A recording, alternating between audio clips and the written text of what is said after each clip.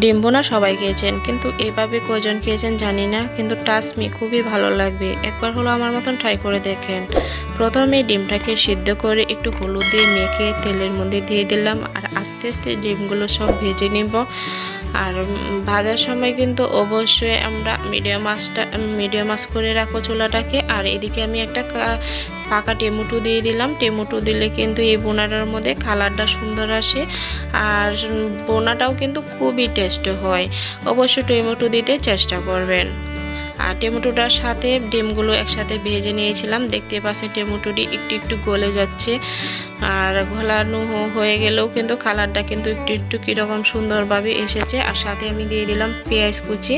আর পেঁয়াজটাকে কিন্তু অবশ্যই আপনারা আমার মতন এভাবে হাতে চটকে দিবেন। একটু পেঁয়াজ বাটা দিয়ে দিলাম, সাথে দারচিনি, এলাচ এগুলো দিয়ে দিলাম, তাহলে স্মেলটা কিন্তু ভালো আসবে।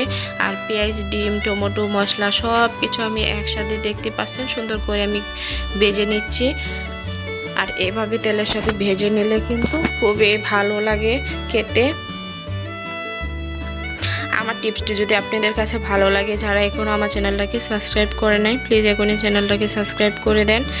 আরও সুন্দর সুন্দর টিপস পেতে ততক্ষণ আমাদের সাথেই থাকুন। আর এখানে আমি পানি দিয়ে দিচ্ছি, আর সাথে হলুদের গুঁড়ো, মরিচের গুঁড়ো, ধনিয়ার গুঁড়ো, জিরার গুঁড়ো আর লবণ সবগুলো একসাথে আমি আবার নেড়ে ছেড়ে দিচ্ছি।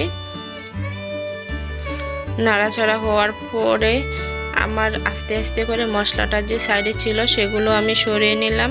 এখন পাতাকপি দিয়ে দিলাম, আর পাতাকপি অল্প পরিমাণ আমি দিয়েছি, কিন্তু বেশি করে দিব না। বেশি করে দিলে কিন্তু খেতে ভালো লাগে না, আর রান্নাটাও কিন্তু বেশি ভালো লাগে না। অল্প করে দিতে চেষ্টা করবেন, তাহলে কিন্তু বোনাটা খুবই ভালো লাগবে।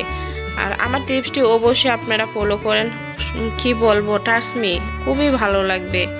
দেখতেই পারছেন আমি কিন্তু মশলাটা আর ডিমগুলো একসাথে কষিয়ে নেব। 5 মিনিটের জন্য রেখে দিলাম। 5 মিনিট পরে ঢাকনা সরিয়ে নিয়ে নিলাম। এখন আবার একটু নেড়ে ছেড়ে দিচ্ছি। নাড়াচাড়ার পরে কিন্তু আমি আবার সাইড দিয়ে যে মশলা লেগেছিল সেটা ছুটিয়ে দিলাম, আবার ওপরে পানি দিয়ে দিলাম সিদ্ধ হওয়ার জন্য। আর যতটুকু আমার ঝোল থাকবে সবগুলো যেন পারফেক্টভাবে হয়, সেজন্য মেজারমেন্ট অনুযায়ী পানি দিতে চেষ্টা করলাম। আর যে এখানে আমার এত পানি দরকার ছিল না, তাই কম পরিমাণ দিয়ে দিলাম। সাথে কিছু কাঁচামরিচ দিয়ে দিলাম। 5 মিনিটের জন্য আবার ঢাকনি দিয়ে ঢেকে দিলাম। 5 মিনিট পরে আবার ঢাকনাটাকে সরিয়ে নিলাম। দেখতে পাচ্ছেন মাশাআল্লাহ কালারটা কিন্তু খুবই সুন্দর হয়েছে। আর ক্যামেরাতে কতটুকু সুন্দর এসেছে আমি বুঝতে বেশি সুন্দর আসে নাই, কিন্তু আমার বাস্তবে খুবই ভালো লাগছিল। আর সাথে যখন রান্না করতেছিলাম স্মেলটা কিন্তু অত সুন্দর একটা স্মেল আসছিল, কি বলবো। অবশ্যই আমি তো বললাম আপনারা অবশ্যই আমার রেসিপিটি ফলো করবেন, তখন আমাকে কমেন্ট বক্সে জানাবেন।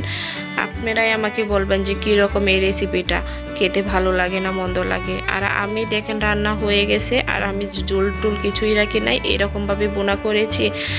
আর আমি একটা প্লেটে আপনাদেরকে বেড়ে সবগুলো দেখালাম। দেখেন মাশাআল্লাহ খুবই সুন্দর হয়েছে। সবাই আমার রেসিপিটি দেখার জন্য ধন্যবাদ। যারা আমার চ্যানেলটাকে সাবস্ক্রাইব করেন নাই, প্লিজ এখনই সাবস্ক্রাইব